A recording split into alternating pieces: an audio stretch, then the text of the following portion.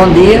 Estamos começando mais um Sindicef em Movimento, um programa do Sindicato dos Trabalhadores do Serviço Público Federal no estado do Rio Grande do Norte, mas que é aberto a toda a população. Muita informação jurídica, esportiva e principalmente discussão política, né? Então esperamos vocês para todo o programa.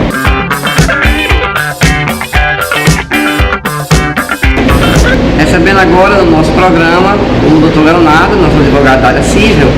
Dr. Leonardo, vamos falar de um assunto que interessa a todo mundo, né? Essa questão de negativa de planos de saúde em negar algum tipo de procedimento, né? O que fazer nesses casos, como proceder e quais as chances disso ser revertido? Primeiramente, bom dia, Gigi, bom dia a todos que estão nos assistindo. Os planos, alguns deles, para não generalizar, né, estão em determinados casos com práticas de negar o procedimento cirúrgico indicado pelo médico particular do conveniado, né, ou até mesmo não negar o procedimento, mas negar o material que está sendo solicitado. Né? Aqui no nosso sindicato, no Sindicef, alguns dos filiados já nos procuraram com problemas nesse sentido, né? O filiado procura um médico conveniado ao plano, né? Ele é atendido, o médico prescreve aquele procedimento cirúrgico e aquele material para o caso dele, e o plano nega, alegando que aquele procedimento não está na cobertura prevista no contrato, ou então que não está garantido pela ANS. Na verdade, a grande maioria das vezes ele diz que o rol não está no rol, aquele procedimento não está no rol da ANS, ou não está no contrato. Né? Só que essa negativa, Gigi, para quem está nos assistindo, isso já é pacífico no Superior Tribunal de Justiça em Brasília, de que o plano de saúde não pode se negar a fazer o procedimento indicado pelo médico particular do paciente, porque é o médico que atendeu, é que sabe a real necessidade daquele paciente. Então não é o plano que vai dizer o que é melhor para o paciente. Então isso é uma situação que já é pacífico no STJ, por reiteradas decisões judiciais, em que diz claramente que o plano não pode se negar a fazer o procedimento indicado pelo médico do paciente. Então, quem tiver algum problema neste sentido, que buscou o seu plano, fez o requerimento, deu entrada no procedimento administrativo para fazer uma cirurgia ou um determinado material que o plano negou, procure o Poder Judiciário, procure um advogado, entre com a ação, inclusive pode ser ação movida até no juizado especial, dependendo do valor da causa, né, do valor do procedimento. Com peça uma liminar, os juízes geralmente concedem essa liminar, autorizam o procedimento, entendeu? Antecipam a decisão judicial para que o paciente não fique prejudicado, né? E muitas das vezes, depois que o procedimento é realizado, os planos terminam fazendo um acordo e se encerra o processo, como foi o caso já de filiados nossos aqui, inclusive o tratamento de câncer estava sendo negado, quer dizer, uma coisa totalmente absurda, um tratamento de câncer estava sendo negado, e nós conseguimos, através de liminar, o nosso filiado, graças a Deus, fez o tratamento, né? E depois, na audiência de conciliação, quando a gente já foi, ele já tinha feito o tratamento, graças a Deus, e aí o plano encerrou o processo ali, entendeu? Mas quem tiver nessa situação, busca o Poder Judiciário, busca um advogado e não se submeta a essa ilegalidade do plano. Ok, muito obrigado, Leonardo. Então, olho vivo aí, quem tiver qualquer tipo de procedimento negado, ou o tipo de material, né, não for o que o médico prescreveu, exatamente, já se liga aí para procurar aqui a assessoria jurídica da área civil para tentar reverter essa negativa aí dos planos de saúde. Obrigado, Leonardo. Até o próximo programa.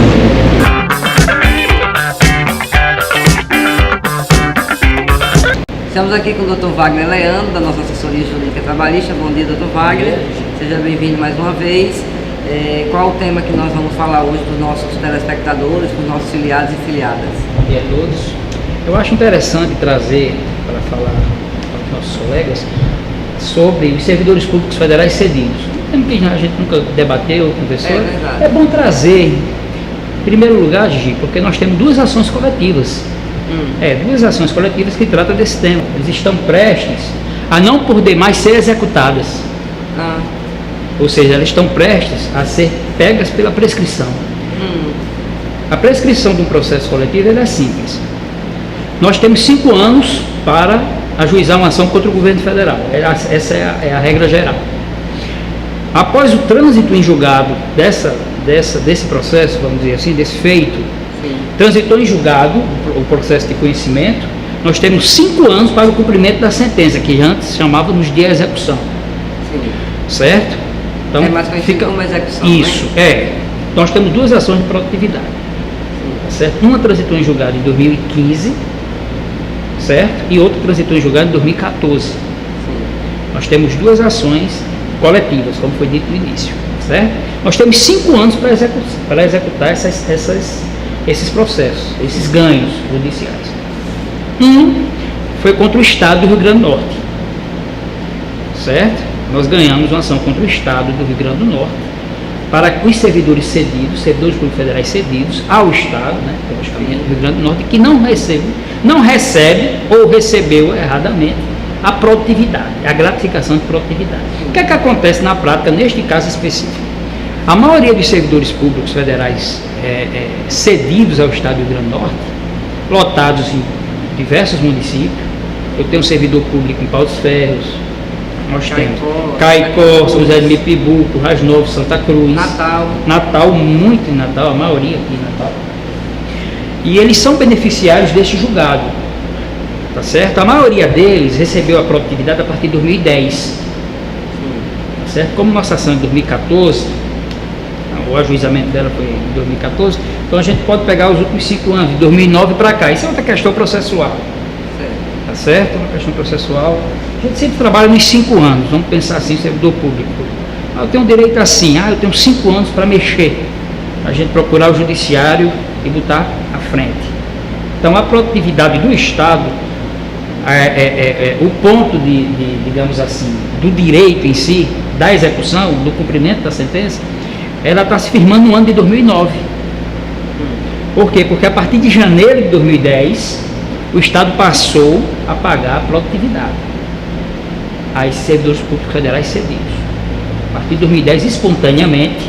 Mas eu tenho um caso de servidor que só passou a receber em 2011. Eu tenho um caso de 2012, que nós temos. Inclusive, eu tenho alguns que nem recebem ainda a produtividade. Como nossa ação não é só para receber os atrasados, e sim para incorporá-la, entendeu? No caso, ela voga até a execução. Exatamente. Até então, esse servidor que ainda não recebe a sua produtividade, a sua gratificação, ele não só vai ter o direito de incorporá-la, de implantá-la, o seu pagamento, como também pleitear os atrasados de 2009 para cá, né? Que dá uma quantia até razoável. Isso é um processo. O outro é a produtividade dos servidores públicos federais cedidos ao município de Ceará-Mirim. Esse é específico aos servidores públicos federais cedidos ao município de Ceará-Mirim. Eles também têm uma ação semelhante, que vale para a produtividade do pessoal do Estado, vale para os servidores públicos federais cedidos ao Estado, ao município de Ceará-Mirim. A diferença, Gigi, é que o prejuízo dos servidores públicos federais que se encontram cedidos ao município de Ceará-Mirim é que a execução, digamos assim, o erro do município foi não pagar o ano de 2008 e de 2010. Tem muitos municípios, muitos servidores públicos federais cedidos a determinados municípios que têm direito a algumas gratificações destinadas tão somente para os servidores daquele município. Vamos dar um exemplo. Digamos que eu sou de Macaíba. Digamos que eu sou servidor público federal cedido ao município de Macaíba, a prefeitura de Macaíba. Então lá na prefeitura de Macaíba pode ter alguma gratificação paga tão somente para os servidores munícipes, tão somente para os servidores municipais, que ela pode ser estendida aos servidores públicos federais. Se o servidor público tiver essa dúvida, ele nos procure, a gente pode ir atrás dessa lei. É a lei, isso é o princípio da legalidade, pura e simples. É a lei que vai nos nortear nesse sentido. Mas eu posso de antemão ter que dizer, e aos amigos, é muito difícil uma gratificação de incentivo, ela não ser, como a produtividade, ela não ser estendida à totalidade. A todos que trabalham no município produzindo. Exatamente. Então, se o servidor tiver dúvida, esse é o outro ponto. Primeiro, saber quando ele foi cedido, a grande maioria sabe. E o outro ponto é saber se o servidor do município, digamos que o município de Macaíba, o servidor lá do município de Macaíba, o servidor municipal, contratado da prefeitura, do servidor público que passou do concurso público da prefeitura de Macaíba, ele recebe uma produtividade. Vamos manter ainda a produtividade, mas pode ser uma outra. E os servidores públicos federais que exercem as mesmas atividades junto com aquele servidor municipal não recebem. Então vem aqui uma série de sindicatos, procurem, para a gente ir atrás dessa lei municipal, para ver se ela estende esse direito. Porque se ela estender esse direito a esse servidor, vai cair na mesma vala dos servidores públicos federais cedidos ao Estado, que tem direito à produtividade, e aos servidores públicos federais cedidos ao município de Ceará-Mirim, que tem direito à produtividade. Eu acredito, eu ainda não fiz essa pesquisa, mas eu acredito que muitos municípios do Rio Grande do Norte, muitos municípios estendem gratificações a servidores públicos federais cedidos, e eles não estão indo atrás de receber essa gratificação. Entendeu? Vamos trazer, por causa da produtividade, quais são os documentos para as pessoas que não ingressaram ainda. Pega as fichas funcionais, as fichas financeiras dele do Estado. O Estado ela disponibiliza uma ficha financeira de 2009 para cá, certo? O RG CPF com comprovante de residência. Já entra direto na fase de execução, porque o direito já é ganho. O mesmo acontece com os servidores públicos federais cedidos ao município de Ceará-Mirim. As fichas financeiras de 2008 para cá, RG, CPF, comprovante de residência. E os servidores públicos federais cedidos aos vários e vários municípios do nosso estado, que porventura tem a dúvida se tem direito ou não de receber uma determinada gratificação paga aos servidores municipais daquele município, ele nos procure para a gente fazer essa pesquisa, porque o que está acontecendo no município de Ceará-Mirim, o município de Ceará-Mirim não é isolado do resto dos municípios do Rio Grande do Norte. O que está acontecendo no município de Ceará-Mirim pode estar acontecendo hoje em Macaíba, em Currais Novos, em Açu. Né? Na dúvida, nos procure, faça uma ligação ao sindicato, se morar longe, mais nas quintas à tarde, né? Que estamos aqui nesse dia, que a gente tira a sua dúvida. Ok? Ok, muito obrigado e até o próximo programa.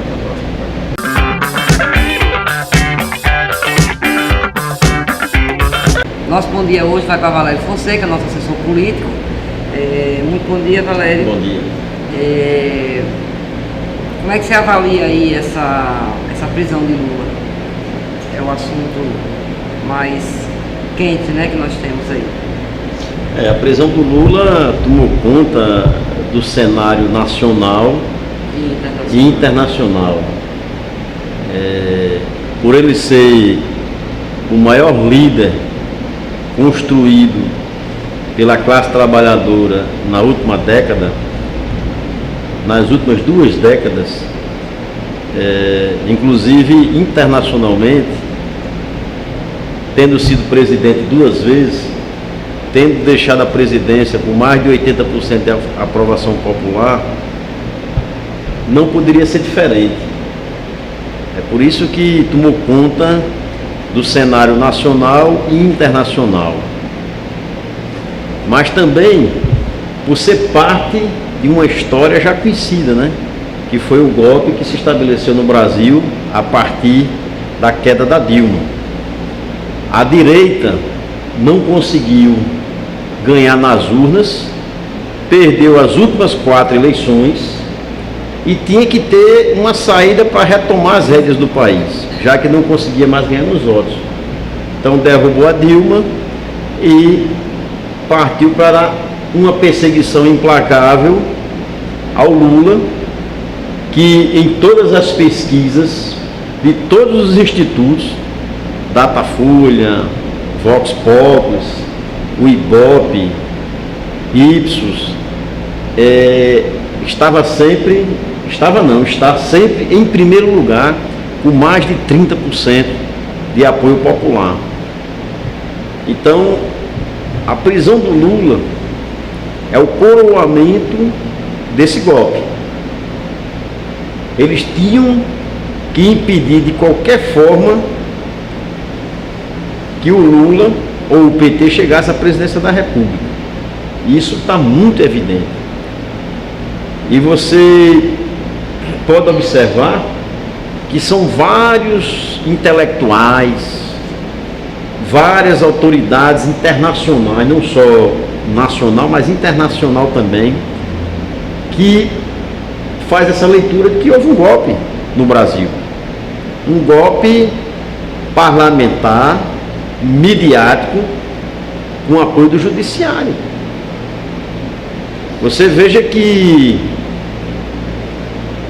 ao ser julgado um processo no Supremo Tribunal Federal, ele é teleguiado pela mídia, pela televisão. Se vai ter um julgamento amanhã de alguém da proeminência do Lula, eles passam 2 dias antes dizendo que aquela pessoa tem que ser condenada. E chega no dia do julgamento, surpresa, exatamente com o resultado pronto, proferido antes. Há um julgamento antecipado das decisões do Supremo. E nós, como brasileiros, não podemos aceitar isso. Nós podemos ter discordâncias, nós podemos até não votar, mas as pessoas têm que ter o senso crítico. Você não pode perder o senso crítico porque você discorda de alguém. Você pode discordar de alguém, mas manter o seu senso crítico, né? Você saber quando está tendo justiça e quando está tendo injustiça, ou quando a justiça está sendo manipulada. No caso do Lula, houve manipulação. Vocês viram a população que quer ver, evidentemente, viu que o triplex não tem aquela formosura toda como foi apresentada pela mídia, que existia um gasto no prédio lá de mais de 3 milhões de reais. A cozinha que tem lá no triplex, que foi apresentada agora, é uma cozinha simples, uma cozinha que todo e qualquer brasileiro tem em sua casa, em seus apartamentos, tá certo? O julgamento do Lula foi em 6 meses, enquanto que o julgamento do Paulo Maluf levou mais de 20 anos. O julgamento do Azeredo, que está no Minas Gerais, vai com mais de 15 anos e não vai ser preso. Não vai ser preso. E para nós aqui, prender um ex-presidente da República, da forma como eles fizeram, colocando dentro de um cubículo, com uma cama dura de cimento, com um sanitário da pior espécie que tem, demonstra a maldade, a crueldade, a perseguição e o ódio a um ex-presidente da República. Portanto, nós queremos aqui expressar o nosso repúdio ao Poder Judiciário, ao sistema carcerário que está tratando o Lula dessa forma. E é por isso que nós estamos chamando uma grande campanha, sendo parte de uma grande campanha pela libertação do Lula. Lula hoje é um preso político. E mais do que isso, Lula hoje é uma ideia. Independente do julgamento de valor, né, julgamento de mérito, Lula hoje é uma ideia. Lula hoje é uma ideia, a ideia da democracia, a ideia do bem-estar social. Todos aqui têm no seu horizonte, no seu inconsciente, o programa Luz para Todos, o Bolsa Família, o crescimento das universidades vertiginoso, Minha Casa Minha Vida. Hoje, né, o que se chama do ISIEF, antigamente quando eu estudei lá chamava-se Etiferne. Então, existem o emprego nas alturas, né? Não existia o desemprego que existe hoje. Então, bem que você tenha discordância, né? Que você tenha discordância, mas você não pode negar um legado. O Ciência Sem Fronteiras, o investimento na tecnologia, a expansão do país, o país que passou a ser a quinta economia do mundo, a vinda da Copa do Mundo para o Brasil, enfim, tem um legado, né? Um legado que está na história, que as pessoas têm no seu imaginário popular, está lá no seu subconsciente, de que as pessoas foram felizes, de que as pessoas cresceram, saíram da miséria para ser classe C, classe D, classe C, outros passaram a ser classe B, outros passaram a ser classe A, fruto de um desenvolvimento econômico que trouxe benefícios para esse país. Então não poderia jamais ser tratado dessa forma, né? Não poderia jamais ser tratado dessa forma e ser tratado diferenciado. A justiça tem que ser igual para todos, do pobre ao rico. Os prazos da justiça têm que ser igual para todos. As sentenças rigorosas têm que ser rigorosas para todos. O que não aconteceu nesse caso. O que não aconteceu nesse caso. Inclusive as delações foram frutos de chantagem. Você delata, você faz uma delação acusando Lula que você, em vez de cumprir 30 anos de cadeia, você só vai cumprir 3 anos de cadeia. Então foi uma delação viciada, uma delação fraudada, que não deveria jamais ter sido aceita pela justiça no Brasil. Para concluir, se quisessem mudanças realmente efetivas nesse país, para que não houvesse corrupção no períodos eleitorais, antes das eleições, durante as eleições e pós-eleições, tinham feito uma reforma política profunda nesse país, para que as pessoas de bem se dispusessem a serem candidatas. E não só os bandidos serem candidatos, mas as pessoas de bem, as pessoas de bom caráter, de boa alma, pudessem ter interesse pela política, que as pessoas pudessem ter vontade de participar do processo eleitoral. Não é o que nós acompanhamos. Percebemos que toda a comunidade, a cidade, aquelas pessoas do bem ficam de fora do processo eleitoral, ficam de fora da política. Por quê? Porque é um mundo da podridão. E esse mundo da podridão, quem entra pode ser o mais santo, ele passa a ser ladrão também. Então, portanto, Lula livre contra a perseguição do ex-presidente Lula. Ok, obrigado então, Valério, até o próximo programa. Eu que agradeço e até o próximo.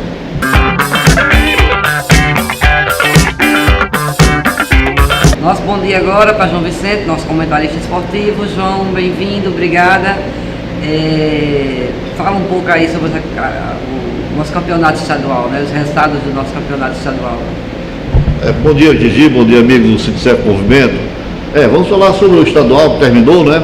E vamos trazer os números do campeonato estadual, né? O ABC campeão, e com este título alvinegro, o ABC chega a ir para a Copa do Nordeste sem participar de uma pré-fase de classificação para a Copa do Nordeste, né? O que o América ficou o vice-campeonato, sendo o segundo colocado, o América participa dessa pré-classificação. Bom, vamos lá, o ABC é o líder com 37 pontos, campeão.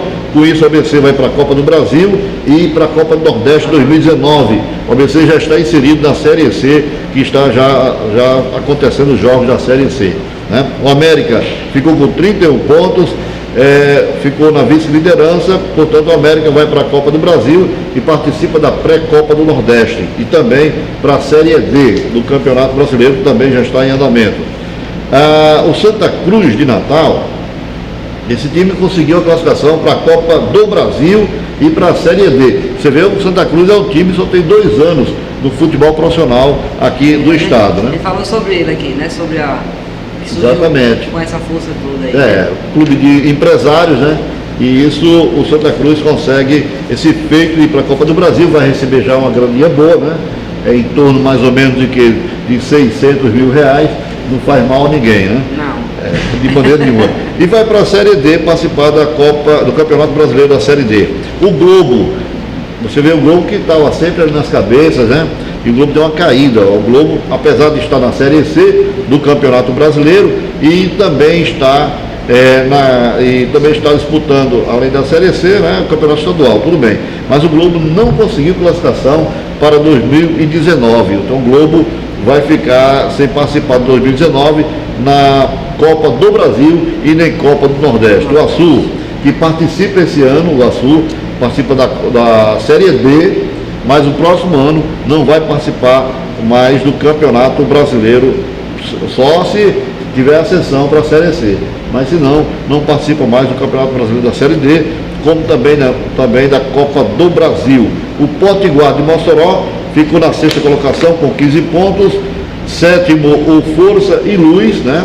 E o Baraunas de Mossoró foi o rebaixado. Portanto, aí, esses jogos, essa classificação, né? Dá para se notar, né, Gigi, como está, além de ABC e América, os outros clubes. Há uma mudança. Antigamente, quem disputava ali as cabeças era os times de Natal, colocado o Alecrim já está na Série B do Campeonato Estadual, na 2ª divisão, e as equipes de Mossoró. Mas hoje não. Hoje vocês verem que tem o quê? Tem só ABC e América, aí vem o Globo, vem o Santa Cruz, né? E também a presença do Açu ali pertinho, mas os times de Mossoró estão lá embaixo. E o Baraunas foi rebaixado para 2019 disputar a 2ª divisão. Eu cheguei a 2019, agora eu me lembro, porque no novo regulamento da federação, o clube que é rebaixado em 2018, ele joga 2018 já para o campeonato de 2019. Quer dizer, ele pode participar da 2ª divisão em 2018 já para conseguir a classificação para 2019. Quer dizer, muitas vezes ele pode nem passar um ano fora do campeonato. O Baraunas, se conseguir... Dependendo dos resultados ainda desse ano, ele pode ainda ascender. Ascender, exatamente, em 2019 jogar não cair, né? a Série Primeira. Não, ele já caiu. Mas já caiu. Vai jogar a 2ª divisão agora, 2018. Se ele conseguir a classificação, ele joga já 2019 na série da primeira divisão. Se não caiu, assim, ele já conseguir jogar. Vai jogar, exatamente, não ficar fora da primeira divisão, né? Então, teve esse regulamento, teve essa mudança, e até para, né, ajudar alguns clubes, quem sabe, os times com torcida, como é o caso do Baraunas e Alecrim, que também está jogando a 2ª divisão do Campeonato Estadual. Ok, João. Nós vamos torcer aí para que haja aí que se mantenham os bons e que os que estão mais embaixo também consigam ascender, né? Exatamente. A gente tem um bom campeonato aqui, bons campeonatos aqui no estado. E isso reflete também para os nossos clubes nas divisões maiores do Brasileirão, né? Já que nós estamos esse ano participando da Série C e Série D. Ninguém na Série A e ninguém na Série B. Ok, tá bom, João. Até o próximo programa. Obrigada. Tá ok. E estamos chegando ao fim de mais um Sintcef em Movimento. Próximo sábado teremos novamente discussões políticas, sobre esporte, área jurídica, muita informação para você. Até lá.